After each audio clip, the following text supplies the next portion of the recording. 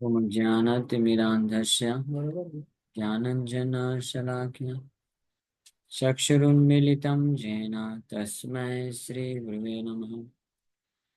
नमो विष्णुपादाय कृष्णप्रेष्ठाय भूतले श्रीमते भक्तिवेदान्तस्वामिन्निति नामिने।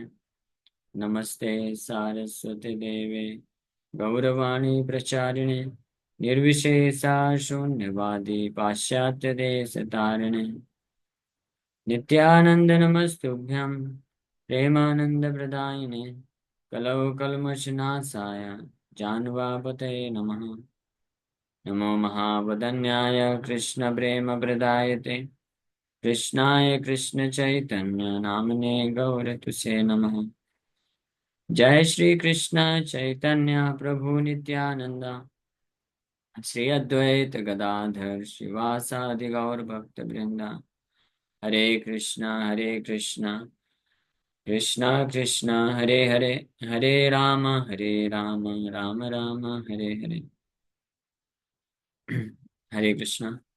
सो आप सभी भक्तों का हार्दिक स्वागत है आज के भगवद गीता के चर्चा में। हम लोग चर्चा कर रहे हैं 6th chapter and verse number 28। युञ्जनेवं सदात्मानं योगी विगत कल्मषा सुखेन ब्रह्म संस्पर्शम अत्यंतम सुखमश्नुते। तो इस श्लोक में चर्चा कर चुके थे। The self controlled Yogi constantly engaged in yoga practice becomes free from all material contamination and achieves the highest stage of perfect happiness in transcendental loving service to the Lord. So, yogi युंजन एवं सदात्मानम। युंजन एवं ये सूचित करता है पिछले श्लोकों में जिस प्रकार से भगवान एक योगी को आध्यात्मिक मार्ग में अ, चलने के लिए आदेश दिए कि अपने समस्त इंद्रियों को मन को नियंत्रित करके और निश्चय के साथ लगना। तो इस प्रकार से जो सेल्फ कंट्रोल योगी होता है, नियंत्रित वश अपने मन और इंद्रियों को वशीभूत करके जो योगी निरंतर सदा सदा युंजन एवं सदा always engage in yoga practice, तो इसके प्रभाव से वो योगी जो है निश्चित रूप में विदाउट डाउट बिना किसी संशय के विगत कलमशा हर प्रकार के कलमश से वो मुक्त हो जाएगा। वो कलमश का मतलब है भौतिक जो चेतना है, मटेरियल कंटेमिनेशन को या भौतिक चेतना को कलमश बोला जाता है, जिसके कारण व्यक्ति इस संसार में हमेशा बंधन में फंसा रहता है, जन्म मृत्यु के चक्कर में फंसा रहता है।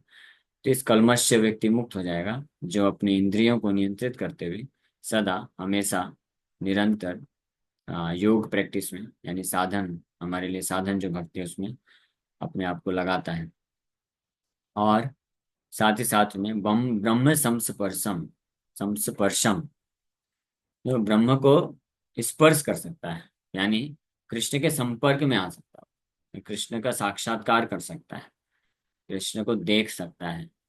साक्षात्कार मतलब दर्शन प्राप्त कर सकता है, देख सकता है या अनुभव कर सकता है। और इस प्रकार से वो अत्यंतम सुखम अश्नुते, अत्यंतम highest stage of perfect happiness, यानी सर्वोच्च स्थिति का जो सुख है उसको प्राप्त कर सकता है। यह है प्रोसेस, यह है विधि। हाँ, ये हम कल चर्चा किए थे। अब आगे वो वर्णन कर रहे हैं।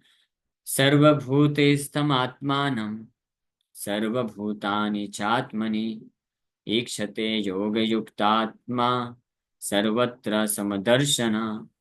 तो इस प्रकार से जब ब्रह्म संस्पर्शम या ब्रह्म भूत स्थिति को प्राप्त कर लेता है ऐसा योगी, तो क्या होता है, उसका कैसा व्यवहार होता है। A true yogi observes me in all beings and also sees every being in me. Indeed, the self-realized person sees me, the same Supreme Lord, everywhere. यानी वो ऐसा योगी कृष्ण के प्रति प्रेम विकसित कर लेता है। Perfectional stage of yoga. जब प्रेम विकसित होता है तो क्या करेगा। हाँ, भगवान इसको बोल रहे हैं, the self realised person sees me the same supreme lord everywhere. हर जगह देखेगा वो, फिर मुझे हर जगह देख पाएगा, कनेक्शन देख पाएगा। तो इस भौतिक संसार के वस्तुओं को, स्थितियों को, सब कुछ देखेगा, है ना, लेकिन सबको भगवान से कनेक्शन में देख पाएगा। ट्रू योगी और observes me in all beings, हर जीवात्माओं के हृदय में मैं परमात्मा के रूप में हूँ, ये देख पाता है। ये सारे जीवात्मा भगवान के अंश हैं, ये देख पाता है। And also sees every being in me, और साथ में ये भी देख पाता है कि हर जीवात्मा कैसे भगवान पे पूर्ण रूप से निर्भर है, भगवान पे आश्रित है, भगवान के द्वारा मेंटेन्ड है, भगवान पे जो है, भगवान के ऊपर डिपेंडेंट है, निर्भर है। भगवान कैसे पालन पोषण करते हैं, प्रेरित करते हैं, ये देख पाता है। तो भगवान को भी हर जीवात्माओं के अंदर देख पाता है, मतलब कि भगवान परमात्मा के रूप में हर किसी के हृदय में उपस्थित होकर के उसको गाइड करते हैं, और हर जीवात्मा इस प्रकार से भगवान पे निर्भर होता है। ये दोनों चीज देख पाता हूँ। सर्वभूत स्थम आत्मानम, सर्वभूत स्थम, सर्वभूत मतलब हर जीवात्मा, हाँ, ये स्तंभ यानी हर जीवात्मा के अंदर, हर जीवात्मा में, सिचुएटेड इन ऑल बीइंग्स, आत्मानम, आत्मानम मीन्स सुपर सोल, परमात्मानम, आत्मानम देख पाता है। और साथ ही साथ सर्वभूतानि च आत्मनि, सर्वभूतानि सभी जीवात्माओं, आत्मनि इन द सेल्फ, तो एक क्षते योग युक्त आत्मा, one who is devoted in Krishna consciousness. Rupa ji, योग युक्त आत्मा का अर्थ क्या लिख रहे हैं? One who is devoted in Krishna consciousness, जो कृष्ण भावना भावित है, योग युक्त आत्मा। अगर आपको याद होगा तो 5वें अध्याय में भी ये शब्द आया था, युक्त आत्मा, युक्त इति उच्यते, युक्ता, युक्ता कर्म फला संयम, जो युक्त होता है यानी भगवान से जुड़ा होता है, कृष्ण भावना भावित होता है, वैसे भक्त के लक्षण बताए जा रहे हैं। और सर्वत्र समदर्शना, सर्वत्र हर जगह, वो समदर्शन, सर्वत्र समदर्शन, एवरीवेयर ही सीज इक्वली। तो सर्वत्र समदर्शना, सर्वत्र मतलब हर जगह, समदर्शना मतलब एक दृष्टि से देखता है ना? तो इसका क्या अर्थ है? सर्वत्र हर जगह क्या एक ही चीज दिखती है उसको? हाँ, भगवान ही दिखते हैं। सर्वत्र समदर्शन का अर्थ क्या है? हर जगह वो भगवान को देख सकता है। तो ऐसा नहीं है कि वो अलग अलग प्रकार के जीव जंतुओं को देखेगा तो उनको वो नहीं देखता है, वो देखता है, मनुष्य है। और जो व्यवहारिक रूप से, लौकिक दृष्टिकोण से जो अंतर होता है, तो उसको भी ऑब्जर्व कर सकता है, उसको भी पालन भी करता है, डिफरेंस को। हाँ, ऐसा नहीं कि सामने शेर आ रहा है तो शेर को जाके गले लगा लेगा, सामने दर्शन, ऐसा नहीं करेगा। लेकिन ये देख पाएगा कि वो शेर भी जीवात्मा है, भगवान कृष्ण का अंश है। इसको बोलते हैं समदर्शना। इसी चीज को भगवान अन्यत्र बोलते हैं पंडिता समदर्शन।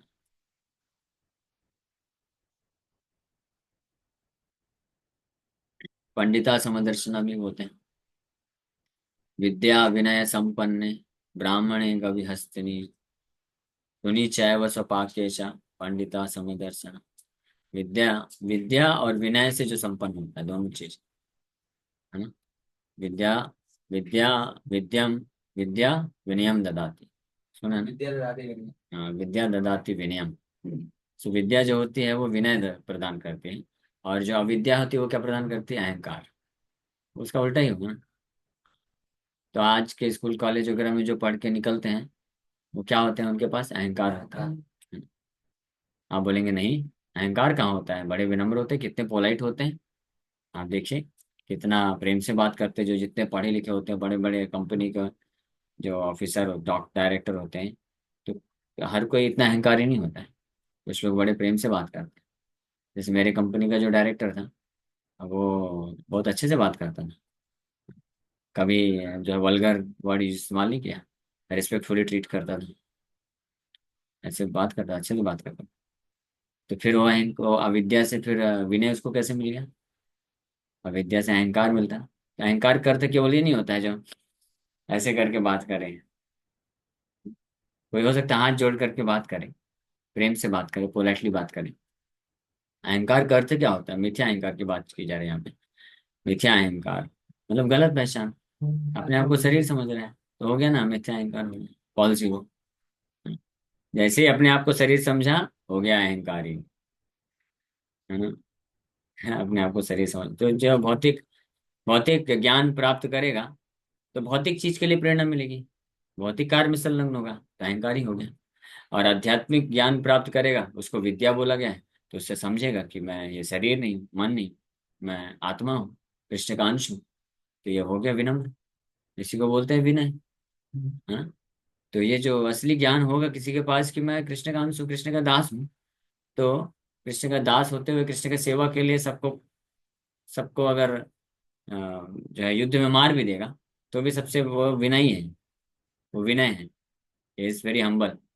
जैसे अर्जुन पहले अहंकारी था, जब हाथ जोड़ के बोला था नहीं नहीं नहीं मारना है किसी को, सब अपने स्वजन लोग हैं, मुझे नहीं चाहिए, मैं तो भीख मांग के जी लूंगा, जीवन यापन कर लूंगा, कैसे मार सकता हूँ, ये द्रोणाचार्य भीष्म पितामह और इतने सारे मेरे फ्रेंड्स हैं, भाई बंधु हैं। तो ये ह्यूमिलिटी है, विनम्रता है। फंस गया देखो। अभी तो डेफिनेशन बताया, फंस गया, अभी तुरंत ही फंस गया। ये विनम्रता नहीं है। भगवान क्या बोले? False ego. भगवान बोले फॉल्स ईगो है, ये अज्ञानता है अर्जुन।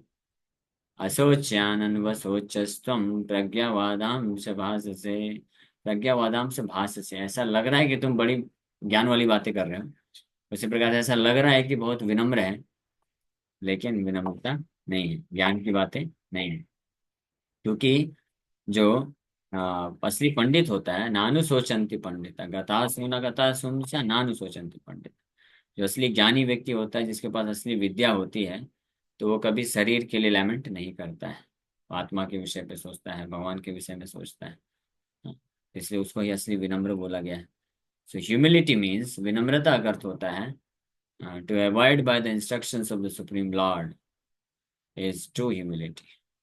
भगवान कृष्ण के आदेशों का पालन करना, यही असली विनम्रता है। जैसे मान लीजिए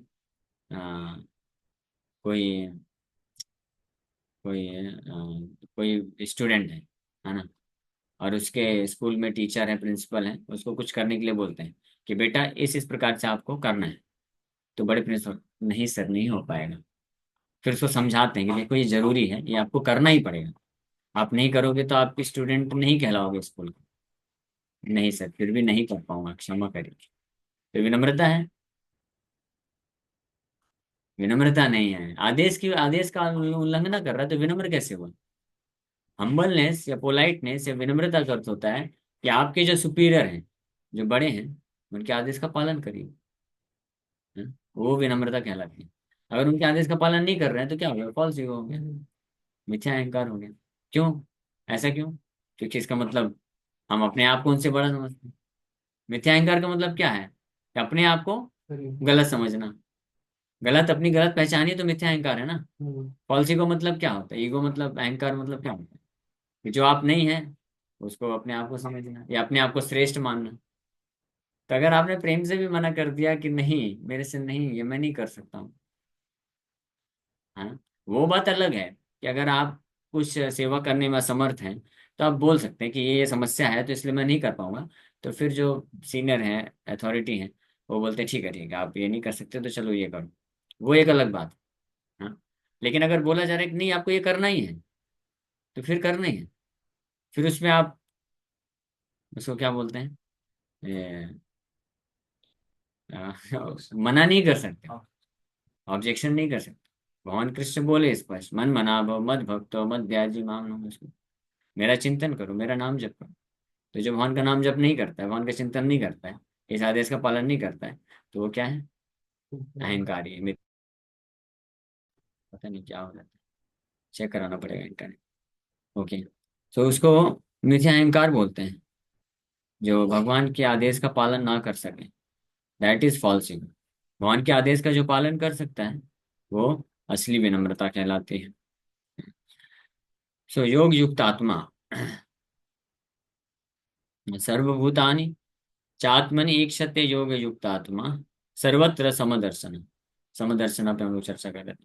सर्वत्र समदर्शना, हर जगह समभाव से देख पाता है। तो समदर्शना का मतलब होता है कि समभाव से तभी देख पाएंगे, समदर्शना तभी हो पाएगा जब हर जगह, हर परिस्थिति में हम उसको भगवान से संबंधित देख पाएंगे। भगवान को केंद्र में ला करके ही आप समदर्शना हो सकते हैं। जैसे भाईचारा, है ना। भाईचारा के लिए पिताचारा होना चाहिए। अगर पिताजी ही नहीं है तो क्या भाईचारा। तो चारे के लिए भी दोनों भाई लड़ाई करते रहेंगे फिर। पिता होना चाहिए ना। अगर मैं बोलूं कि आप मेरे भाई हो, तो केवल बोलने से नहीं होगा, चलो हम दोनों आप एक दूसरे के भाई मान के जीते हैं। नहीं। क्यों? क्योंकि पिताजी कॉमन होना चाहिए, तब सब भाई मान सकते हैं। न केवल मनुष्य को बल्कि सारे जीव जंतुओं को भी हम अपना भाई मान सकते हैं कि हमारे ये भी भगवान के अंश हैं, हम भी भगवान के अंश हैं। तो सबको अधिकार है अपनी परिस्थिति के अनुसार जीने का। तो ये स्टेज आ सकती है। उसी प्रकार से समदर्शन अभी आर्टिफिशियली कोई करेगा तो नहीं प्राप्त कर सकता है समदर्शन आर्टिफिशियली। ये भगवान को जब देखता है। एक क्षते, एक क्षते शब्द इसलिए बहुत जरूरी है। एक क्षते मतलब जब देखता है, क्या देखता है? सर्वभूतिस्थम आत्मानम, हर जीवात्मा के अंदर परमात्मा है, वही परमात्मा है, ये जानता है। और सर्वभूतानि चात्मनि, सारे जीवात्मा उस परमात्मा में यानी भगवान पे निर्भर है, उनका अस्तित्व उनके कारण है। या सारे जीवात्मा भगवान के अंश हैं। तो एक तरफ सारे जीवात्मा के हृदय में भगवान परमात्मा के रूप से विद्यमान है उनको गाइड करने के लिए, और सारे जीवात्मा उन्हीं एक परमात्मा के अंश हैं। इस बात को जो ईक्षते, जो देख सकता है या समझ सकता है या साक्षात्कार प्राप्त करता है, उसको योग युक्त आत्मा बोला जाता है। He is in Krishna consciousness, one who is devoted in Krishna consciousness. Krishna भावना भावित बोलते हैं इसको। यही है कृष्ण भावना भावित होना। तब वो सर्वत्र समदर्शना, हर जगह समदर्शन प्राप्त हो जाएगा उसको।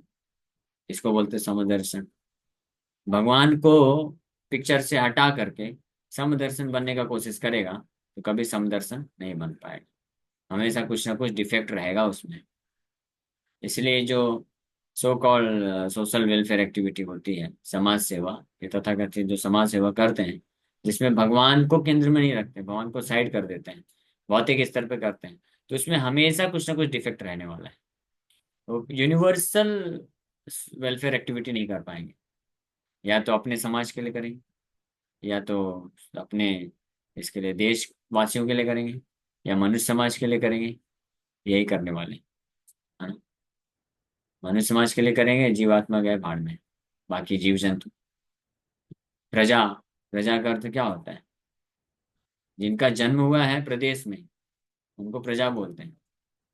जा मतलब जन्म, प्रदेश में जिनका जन्म हुआ है उनको प्रजा बोलते हैं। तो क्या कुत्ते बिल्ली और मछली और ये सब जितने भी पेड़ पौधे, ये सब नहीं जन्म लिए हैं? ये भी जन्म लिए ना।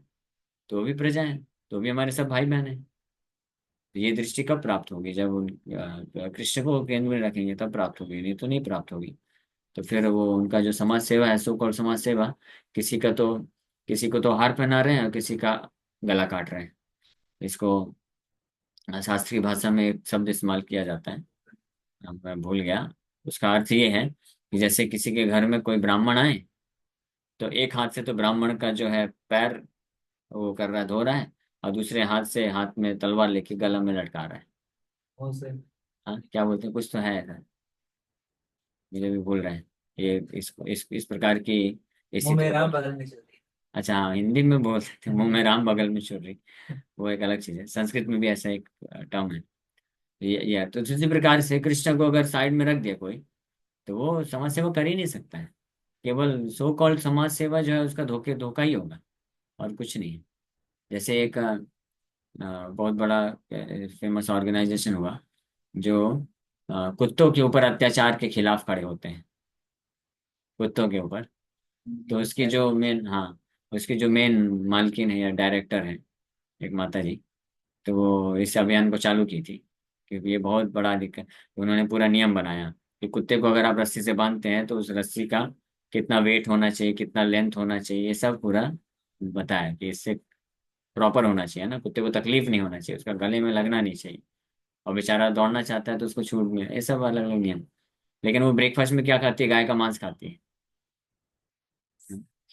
समझ रहे हैं? कुत्ते के लिए तो रूल। तो इस प्रकार का जो दया है एक जीवात्मा के प्रति, और दूसरे को क्या के काट के खा रहे हैं, ये कोई दया है? ये दया नहीं। क्यों ऐसा हो रहा है? क्योंकि अंडरस्टैंडिंग नहीं, कृष्ण भगवान को केंद्र में नहीं रखे, इसलिए। तो अपने हिसाब से कुत्ता अच्छा है, हमारे लिए पेट एनिमल है, तो कुत्ते को हम अच्छे से पालन करेंगे। गाय तो क्या खाने के लिए बनी है, इस प्रकार की फिर बुद्धि आ जाती है। तो ये होती है, इसलिए समदर्शना, सर्वत्र समदर्शनम, ये तभी आ सकता है। ये श्लोक में भगवान यहाँ पे स्पष्ट बता रहे हैं। सर्वभूत स्थम आत्मानम सर्वभूतानि चात्मनि ईक्षते योग युक्त आत्मा। योग युक्त आत्मा जो भक्तिमय तरीके से भगवान से जुड़ा है, वही व्यक्ति भगवान को सबके हृदय में उपस्थित रूप में देख सकता है, और सारे जीवात्मा भगवान के अंश हैं ये जान सकता है, इसलिए सर्वत्र समदर्शन की स्थिति को प्राप्त कर सकता है, अन्यथा पॉसिबल नहीं है। ठीक है, इसका तात्पर्य कल हम लोग पढ़ेंगे, और इसके ऊपर चर्चा करेंगे। Thank you very much. Hare Krishna. किसी वक्त का कोई प्रश्न है, पूछ सकते हैं। हरे कृष्ण।